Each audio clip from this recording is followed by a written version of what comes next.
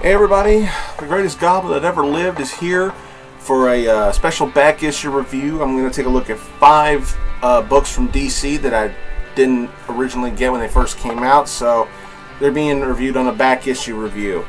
We're going to start off with Black Hand, number 1. This is Green Lantern 23.3. I got to admit, I actually enjoyed this one. I mean, it wasn't perfect. It was just on the level of like pretty good. Maybe I'm a little biased because this was basically a zombie book. That's what this was. And y'all know me, I'm such a big zombie nerd. But to see Black Hand done in this kind of script, it was okay. You know, he's he's once again resurrected from the dead by a black ring, and this time he's trying to figure out who he was or who he is or whatever. But later on in the book, the memories finally come back to him, and he hears about what happened to the Justice League, but somehow he believes Hal Jordan's coming back. So what he does at the end of the book to plan for Hal Jordan's inevitable return is... yikes! I'm not going to ruin the ending. The ending was really, really good. I actually got a personal enjoyment out of this. It felt like a zombie book, and it felt like a zombie book written pretty well. Black Hand isn't written like the greatest villain in the world, but for what I got, I can personally say I enjoyed it. Alright, moving along, we got Clayface, number 1. This is Batman the Dark Knight, number 23.3. What this basically was Clayface coming to terms with what kind of person he was and what kind of person he is now.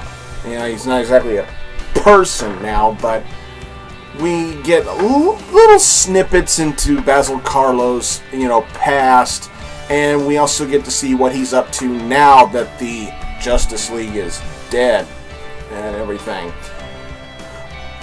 We learn why his film career was ended and how it was ended. I thought that was at best.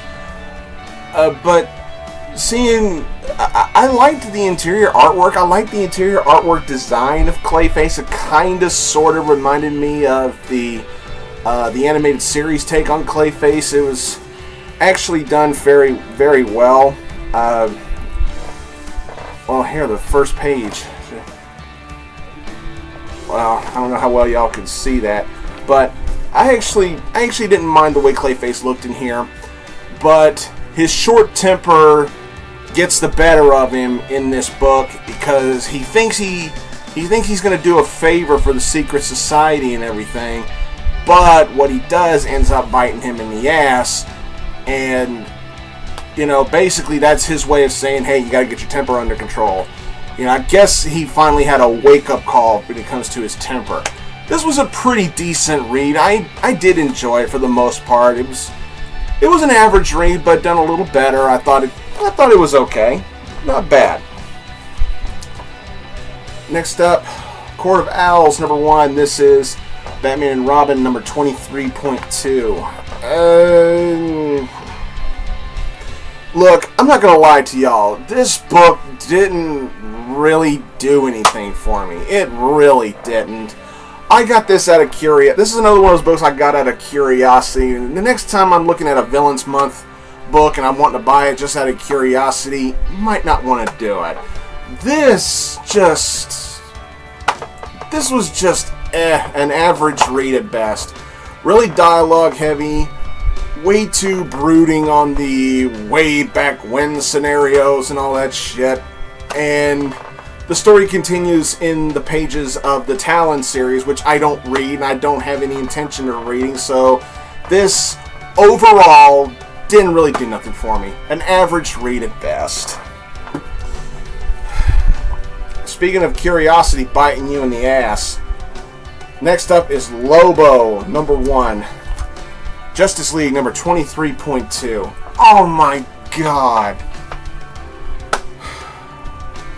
Kids, you young comic book readers out there who love Deadpool so much, my former mentor Craig from the Grandland video blog, he said it the best. This was our Deadpool. This was your dad's Deadpool.